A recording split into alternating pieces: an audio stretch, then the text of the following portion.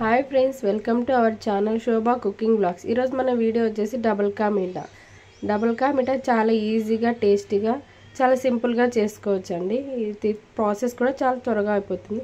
ముందుగా దీనికి కావాల్సిన ఇంగ్రీడియంట్స్ చెప్తాను చూడండి. బ్రెడ్, బాదం, జీడిపప్పు, ఎండు ద్రాక్ష, watermelon seeds, sugar, chop చేసుకున్న బాదం జీడిపప్పు అండి. ఇది నెయ్యి, 1/2 లీటర్ పాలు తీసుకున్నాను. ఓకేనా, ప్రాసెస్లోకి వెళ్దాం.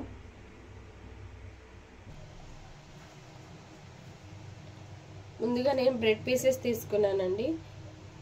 ఈ బ్రెడ్ పీసెస్ని ఫస్ట్ సైడ్లో బ్రౌన్ పార్ట్స్ అనేసి తీసుకోవాలి. 4 సైడ్స్ బ్రౌన్ పార్ట్స్ ఉంటాయి కదా, అవన్నీ పెట్టేసుకోవాలి. ఇలా 4 సైడ్స్ బ్రౌన్ పార్ట్స్ తీసిన తర్వాత ఈ విధంగా 2 పీసెస్గా కట్ చేసుకోవాలండి.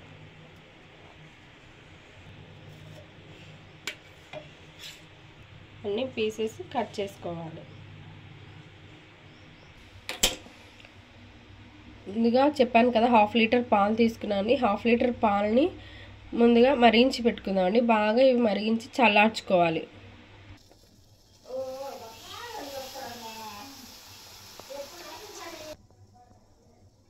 చూడండి, పాలు మంచిగా మరుగుతున్నాయి. పాలు ఇలా మరుగుతున్నప్పుడు పైన మీగడ వస్తుంది కదా, అవి ఇలా సైడ్ కంటూ అలాగే కలుపుకుంటూ మరిగించుకోవాలి. చాప్ చేసుకున్న డ్రై ఫ్రూట్స్ ఉన్నాయి కదా,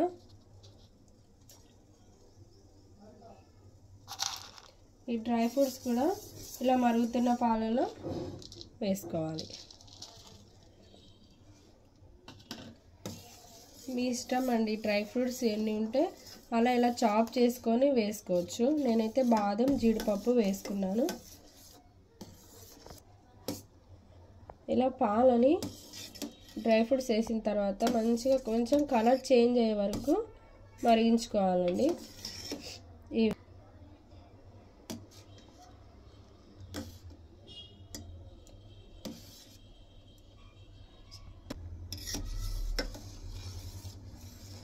ఇలా పాలు మరిగిన తర్వాత పక్కకు తీసి పెట్టుకోవాలండి. పాలు పక్కకు తీసి పెట్టుకున్నాక అదే స్టవ్ మీద ప్యాన్ పెట్టుకొని నెయ్యి 3 స్పూన్స్ నెయ్యి వేసుకుంటున్నానండి. బాదం జీడిపప్పుని నెయ్యిలో వేయించుకోవాలి.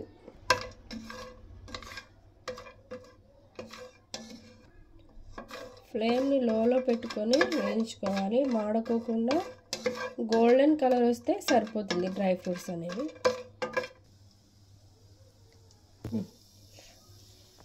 ఇలా కొంచెం కలర్ వచ్చిన తర్వాత ఎండు ద్రాక్ష కూడా వేసుకుంటున్నాను.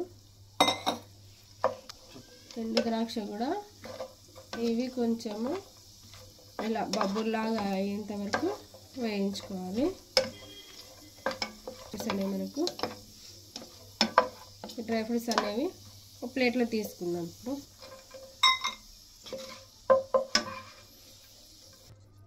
ఈ విధంగా డ్రై ఫ్రూట్స్ అనేవి పక్కకు తీసి పెట్టుకున్నాము. ఇందులో ఇంకా నెయ్యి ఉంటుంది కదా, ఇదే నెయ్యిలోనే బ్రెడ్ ముక్కలు మనం ముందుగా కట్ చేసి పెట్టుకున్నాం కదా, అవే వేయించుకుందాం. ఇందులో డ్రై రోస్ట్ చేసుకోవాలండి. మరీ ఎక్కువగా వేసుకోకూడదు, ఎందుకంటే బ్రెడ్ మనం ఎంత వేస్తే అంత పీల్ చేసుకుంటుంది కాబట్టి కొంచెం తక్కువగా వేసుకొని వేయించేసుకోవాలి. ఈ బ్రెడ్ ముక్కలు కూడా చాలా తొందరగా వేగిపోతాయి.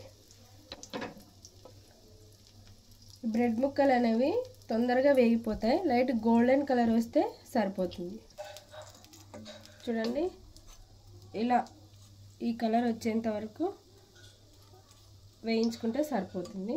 ఇలా ఒక 2 మినిట్స్ ఉంటే చాలండి, కలర్ చేంజ్ అయిపోతుంది. మళ్ళీ ఇంకొక సైడ్ అలాగే 2 మినిట్స్ పెడితే అదే కలర్ చేంజ్ అవుతుంది. చూడండి, 2 సైడ్స్ ఈ విధంగా కలర్ వచ్చే వరకు అటు ఇటు సైడ్ తిప్పుకుంటూ మాడకుండా, మరీ బ్లాక్ కాకుండా బ్రౌన్ కలర్ వస్తే సరిపోతుందండి. ఇవి బ్రెడ్ చాలా తొందరగా వేగిపోతాయి. మనం నెయ్యి అయినా వేసుకోవచ్చు, ఆయిల్ అయినా వేసుకోవచ్చు. నేను వచ్చేసి ఫస్ట్ నెయ్యి వేయించుకున్నాను కదా డ్రై ఫ్రూట్స్లో, కాబట్టి నెయ్యిలోనే వేయించుకుంటున్నాను. ఏదైనా స్వీట్లో నెయ్యి పడితేనే చాలా టేస్ట్ వస్తుంది కాబట్టి నెయ్యి కొంచెమన్నా పడితే ఆ స్వీట్ టేస్టే మారిపోతుందండి. ఓకేనా, ఫస్ట్ తీసి పెట్టుకున్నానండి. ఫస్ట్ కొన్ని వేయించుకొని నెయ్యిలో, మళ్ళీ తర్వాత ఇప్పుడు ఆయిల్ వేసుకున్నాను. తర్వాత ఆయిల్లో ఇంకా కొన్ని ముక్కలు ఉన్నాయి కదా, బ్రెడ్ ముక్కలు, అవి కూడా ఇలాగే వేయించుకోవాలి. ఇంకోటి, ఫ్లేమ్ను వచ్చేసి సిమ్లోనే పెట్టి వేయించుకోవాలండి. హైలో కానీ మీడియం ఫ్లేమ్లో కానీ పెట్టుకోకూడదు, సిమ్లోనే పెట్టి వేయించుకోవాలి. చూడండి, ఆయిల్ వేయించినట్టు కూడా మంచిగా ఇలా బ్రౌన్ కలర్ వచ్చే విధంగా వేయించుకున్నాను. ఆయిల్లో వేయించుకున్నా కూడా బ్రెడ్ పీసెస్ అన్నీ కూడా మంచిగా వేగిపోయాయి. ఈ విధంగా అన్నీ వేయించుకోవాలి. నెక్స్ట్ అలాగే వేయించుకున్న ఇదే ప్యాన్లోనే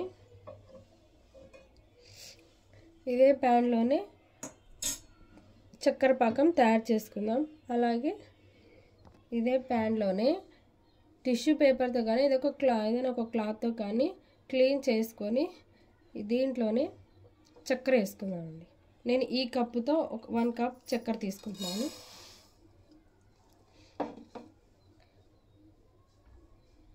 కొంచెంత వాటర్ చిన్న గ్లాస్తో.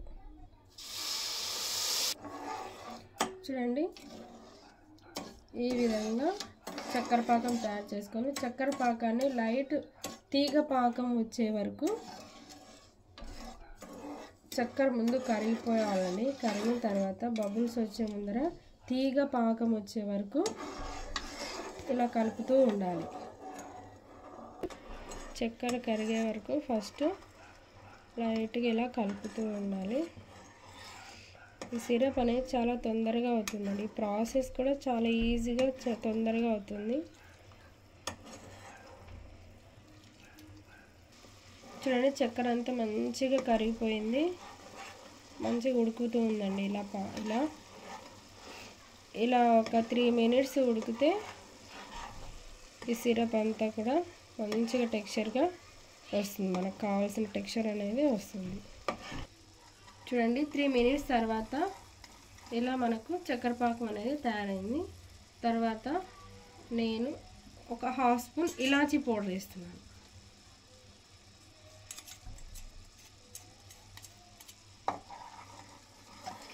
ఇలా కలుపుకొని తర్వాత మనం ముందుగా వేయించుకున్నాం కదా బ్రెడ్ ముక్కలు, ఇవి వేసుకోవాలి ఇందులోకి.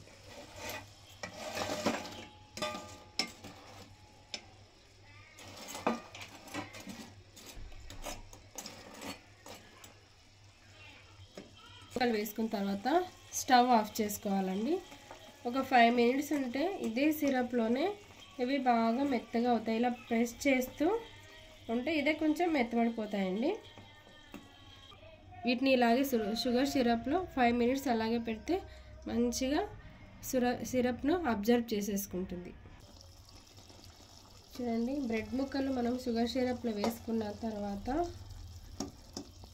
ఒక 5 మినిట్స్కి ఇలా చూస్తే ఇలా ప్రెస్ చేసుకుంటూ కలిపితే తొందరగా ఇవి అనేవి స్మాష్ అవుతాయండి. బ్రెడ్ ముక్కలు ప్రెస్ చేసుకుంటూ ఇలా కలుపుకోవాలి. మరీ మెత్తగా కాకుండా ఇలా కొంచెం చిన్న చిన్న ముక్కలుగా ఉండేటట్లు కలుపుకోవాలండి జాగ్రత్తగా. మరీ మెత్తగా అవుతే అది బ్రెడ్ హల్వా అవుతుంది. చూసారా, ఈ విధంగా ఉంటే సరిపోతుంది. ఇప్పుడు మనము ఈ బ్రెడ్ ముక్కలు ఇలా కొంచెం స్మాష్ అయిన తర్వాత ఇందులోకి ముందుగా మనం కాచి పెట్టుకున్నాం కదా పాలను వేసుకుందాం. పాలు వేసుకోవాలి. ఈ విధంగా పాలు వేసుకొని కలుపుకొని ఇందులోనే ముందుగా వేయించుకున్నాం కదా డ్రై ఫ్రూట్స్, అవి కూడా వేసేసుకున్నాం.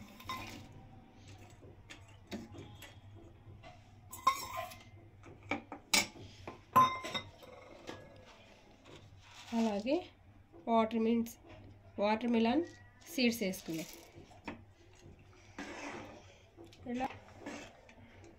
ఇలా అన్నీ కలిసే విధంగా కలుపుకుందాం. ఇలా పాలు డ్రై ఫ్రూట్స్ అన్నీ వేసిన తర్వాత స్టవ్ ఆఫ్ చేసుకొని ఒక 3 మినిట్స్ తర్వాత చూడండి డబుల్ కా మీఠా ఈ విధంగా మరీ మెత్తగా కాకుండా అక్కడక్కడ ఇలా ముక్కలు వస్తుంది. ఇలా ఈ విధంగా ఉండాలి. Okay, double ka meetha ready అయిందండి.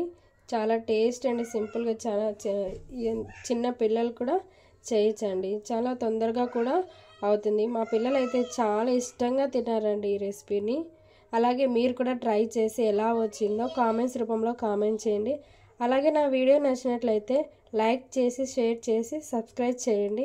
Thank you to all.